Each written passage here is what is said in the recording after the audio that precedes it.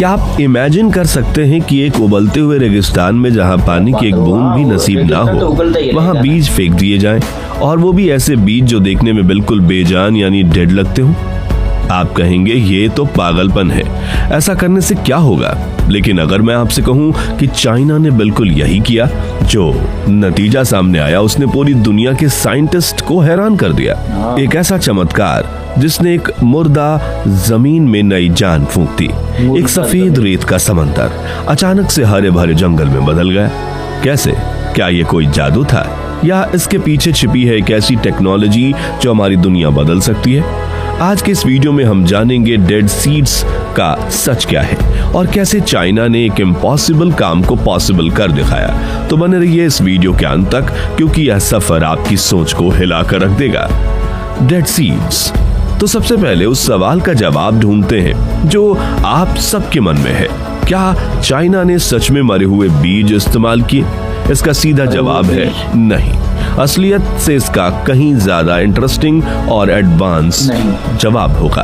दरअसल ये बीज मरे हुए नहीं बल्कि डॉर्मेंट यानी सुषुप्त अवस्था में थे, और उन्हें खास आर्मर यानी कवच पहनाया गया था। ये कोई मामूली बीज नहीं थे, बल्कि हाईटेक इंजीनियरिंग का एक बेहतरीन नमूना थे। इन्हें इस तरह तैयार किया गया था कि रेगिस्तान की सबसे कठिन परिस्थितियों को भी झेल सकें और सही मौका मिलते ही जीवन में लौट सकें। तो आइए हम इस टेक्नोलॉजी को थोड़ा और गहराई से समझते हैं। पहले हमें चाइना की समस्या को समझना होगा। चाइना दुनिया के उन देशों में से एक है जो डिजर्टिफिकेशन यानी रेगिस्तानीकरण से बहुत ज्यादा परेशान है। गोबी डेजर्ट, जो दुनिया के सबसे बड़े रेगिस्तानों में से एक है, हर साल हजारों स्क्वायर किलोमीटर्स तक फैल रहा है। इसका असर ये हो रहा है कि भीषण रेत के तूफान उठते थे और चाइना की राजधानी बीजिंग तक पहुंच जाते थे। इमेजिन कीजिए कि आप सुबह उठें और आपका पूरा शहर पीली धूल की चादर में लिपटा हो। खेती बाड़ी तबाह हो रही थी, लोगों का जीना मुश्किल हो गया था और एनवायरमेंट को भारी नुकसान पहुंच रहा था। चाइना के लिए यह एक नेशनल क्राइसिस बन चुका था, और इससे निपटने के लिए उन्हें कुछ आउट ऑफ द बॉक्स सोचना जरूरी था। डेजर्ट सीड की टेक्नोलॉजी। यहीं पर एंट्री होती है उन जादुई बीजों की। चाइना के साइंटिस्ट ने एक ऐसी टेक्निक डेवलप की जिसे सीड कोटिंग कहते हैं। इस टेक्निक में बीज के ऊपर कई लेयर्स चढ़ाई जाती हैं, ठीक वैसे ही जैसे हम दवाई के कैप्सूल पर कोटिंग देखते हैं। ये कोटिंग क्या करती है? सुरक्षा कवच। पहली लेयर बीज को रेगिस्तान की तेज धूप, गर्मी और कीड़े मकोड़ों से बचाती है, और यह सुरक्षा कवच की तरह काम करती है। Water magnet layer. दूसरी और सबसे इंपॉर्टेंट लेयर एक खास सुपर एब्जॉर्बेंट पॉलीमर से बनी है। ये एक जादुई जेल जैसा मटेरियल है जो अपने वजन से कई गुना ज्यादा पानी सोख सकता है। जब भी हवा में थोड़ी सी नमी होती है या सुबह के वक्त ओस गिरती है, तो यह लेयर उस पानी को तुरंत सोख लेती है और बीज के चारों तरफ एक गीला वातावरण बना देती है। इससे बीज को अंकुरित होने के लिए जरूरी पानी मिल जाता है, बिना किसी अलग से सिंचाई के। Nutrients lunch box. तीसरी लेयर में बीज के लिए जरूरी पोषक तत्व यानी कि न्यूट्रिएंट्स और नाइट्रोजन, फास्फोरस और आवश्यक मिनरल्स होते हैं। ये बीज के लिए एक लंच बॉक्स की तरह काम करता है। जैसे ही बीज अंकुरित होता है, उसे शुरुआती दिनों में बढ़ने के लिए बहुत सारा पोषण इसी लेयर से मिल जाता है। तो इन बीजों को हेलीकॉप्टर या ड्रोन से रेगिस्तान में ड्रॉप कर दिया जाता है। पानी की जरूरत नहीं, मजदूरों की जरूरत नहीं, बस बीजों को फेंक दिया जाता है और वो सही मौसम का इंतजार करते हैं। जैसे ही थोड़ी सी बारिश या ओस गिरती है, बीज अपना काम शुरू कर देते हैं। भारत इससे क्या सीख सकता है? अब बात करते हैं हमारे देश भारत की। चाइना की तरह हमारे पास भी एक बड़ा रेगिस्तान है, the great Thar desert. Rajasthan, Gujarat और हरियाणा के कुछ हिस्सों में रेगिस्तानीकरण एक गंभीर समस्या है।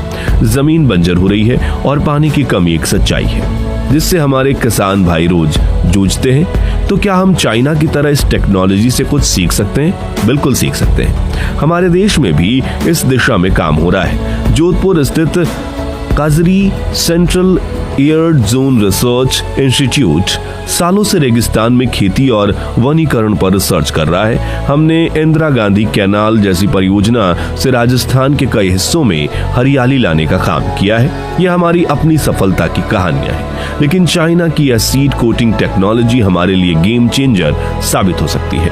हमारे साइंटिस्ट इस टेक्नोलॉजी को भारतीय परिस्थितियों के अनुसार बदल कर इस्तेमाल कर सकते हैं। हम अपने लोकल ड्रॉट रेजिस्टेंट पेड़ पौधे जैसे खेजड़ी, रोहिड़ा और बेर के बीजों पर ऐसी कोटिंग करके उन्हें अरावली की बंजर पहाड़ियों या थार के रेगिस्तान के इलाकों में फैला सकते हैं। इससे न सिर्फ एनवायरमेंट को फायदा होगा बल्कि लोकल कम्युनिटीज के लिए रोजगार के नए अवसर भी पैदा होंगे। हमें इस तरह के इनोवेशन का बढ़ावा जरूर देना होगा और मेक इन इंडिया के तहत ऐसी टेक्नोलॉजीज को अपने देश में ही डेवलप करना होगा। China secret strategy.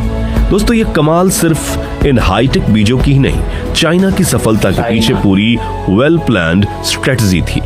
उन्होंने स्ट्रॉ चेक्स बोर्ड्स या इस नाम की एक अनूठी टेक्निक का इस्तेमाल किया। इसमें वो सूखी घास फूस या पुआल रेत के ऊपर छोटे छोटे स्क्वायर का एक ग्रिड बना देते हैं। ये ग्रिड रेत को उड़ने से रोकता है और जमीन में नमी बरकरार रखता है। जब इन चेकर्स बोर्ड्स के बीच में वो कोटेड बीज डाले जाते हैं तो उनके सफल होने के चांसेस कई गुना ज्यादा बढ़ जाते हैं। इसके अलावा उन्होंने उन पौधों को चुना जो रेगिस्तान में आसानी से उग सकते हैं, जैसे कि सैलेक्स, पॉपुलर और लियोराइस।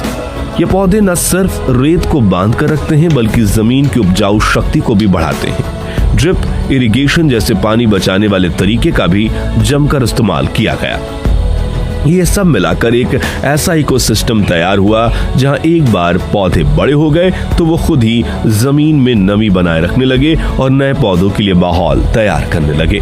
Final result of dead seed. और अब बात करते हैं उस नतीजे की जिसे इनसेन कहा जाता है। चाइना के कुबुकी डेजर्ट और शाईहाबा नेशनल फॉरेस्ट पार्क इसके जीते जागते सबूत हैं। स्क्रीन पर देखिए इन तस्वीरों को जो इस इलाके के कुछ साल पहले तक रेत के बंजर के टिले दिखा रहे हैं। वहां आज मीलों तक हरियाली की चादर फैली हुई है। जहां पहले धूल उड़ती थी वहां आज पक्षी चहचहाते हैं और एक नया जीवन पनप रहा है। इसका असर जबरदस्त हुआ है। बीजिंग तक पहुंचने वाले सैंडस्टॉर्म्स में 80% से ज्यादा की कमी आई है। हवा साफ हुई है, मौसम बेहतर हुआ है और इन इलाकों में एक नई ग्रीन इकोनॉमी ने जन्म लिया है। अब यहाँ इको टूरिज्म, सोलर फार्मिंग और इन पौधों से बनने वाले प्रोडक्ट्स से पैसा कमाया जा रहा है। एक अभिशाप वरदान में बदल गया है। तो दोस्तों, चाइना का ये चमत्कार कोई जादू नहीं बल्कि इंसानी इच्छा शक्ति, साइंस और नेचर से सही तालमेल का नतीजा है। यह हमें सिखाता है कि अगर हम सही टेक्नोलॉजी और आगे की सोच के साथ काम करें तो हम क्लाइमेट चेंज जैसी बड़ी से बड़ी समस्या का भी सामना कर सकते हैं। ये एक उम्मीद है, ये उस उम्मीद की हम गलतियों को सुधार सकते हैं। यह उम्मीद की हम इस धरती को आने वाली पीढ़ियों के लिए एक बेहतर जगह बना सकते हैं।